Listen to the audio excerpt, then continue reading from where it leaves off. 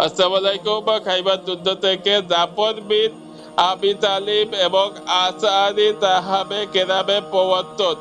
এই গাজারে চলাকালে রাসূল কারীম সাল্লাল্লাহু আলাইহি সাল্লাম এর চাচাতো ভাই জাফর বিন আবি তালিব রাদিয়াল্লাহু সাল্লাম এবং তার চাচিবর্গ রাসূল কারীম সাল্লাল্লাহু আলাইহি সাল্লাম এর দরবারে এতে উপস্থিত হন। তাদের সঙ্গে আসাদি তাহাবে কেরাম তথা আবু মুসা আশআরী রাদিয়াল্লাহু তাআলা ও তার সহোদরেরা ছিলেন। আবু মুসা রাদিয়াল্লাহু তাআলা বলেন, আমরা ইয়েমেনে থাকতে রাসূল কারীম সাল্লাল্লাহু আলাইহি ওয়াসাল্লামের আবির্ভাবে সংবাদ পাই। তখন আমি ও আমার দুই ভাই আমাদের কবিলার 50 জনের কিছু বেশি লোক সঙ্গে নিয়ে হিজরত করে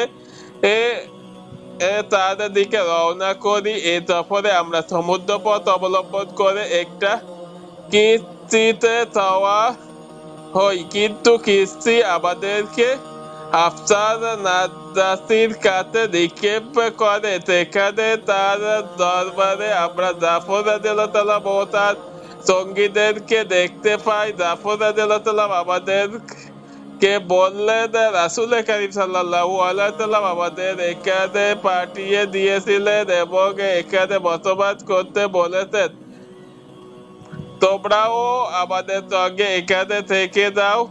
তখন আমরা তার সঙ্গে থেকে গেলাম। এরপর আমরা খাইবার বিদায়ের সময় রাসূল কারীম সাল্লাল্লাহু আলাইহি সাল্লাম এর খেদমতে এতে উপস্থিত হলাম। তিনি তখন আমাদেরকেও গনিমত মালের অংশীদার করেন। তিনি একমাত্র জাফর রাদিয়াল্লাহু তাআলা ও তার সঙ্গীদের ব্যতীত গাজওয়ায়ে খাইবার থেকে অনুপস্থিত কারণ জন্য গনিমতে মাল বন্টন করেননি। তাদের সঙ্গে আমাদেরকেও তিনি অংশীদার করেন।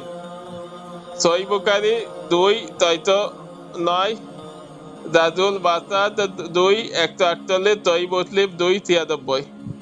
জাফর রাদিয়াল্লাহু তাআলা যখন রাসূল কারীম সাল্লাল্লাহু আলাইহি সাল্লাম এর খেদমতে উপস্থিত হন, তখন তিনি স্নেহের অতিথিতে তাকে স্বাগত জানান ও তার দুই উপস্থিত হন। তখন তিনি স্নেহের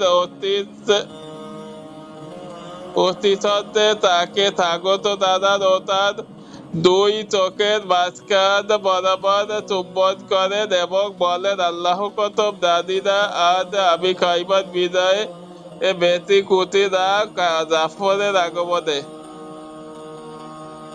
জাফর রাদিয়াল্লাহু তাআলা এর উপস্থিতি হয়েছিল ও আমর বিন উমাইয়া জবরী রাদিয়াল্লাহু তাআলাকে রাজা নাজাসীর দরবারের পত্র দিয়ে পূরণ করার পরে এ পত্রে তিনি তাদের প্রতি মনোযোগ আকর্ষণ করেন।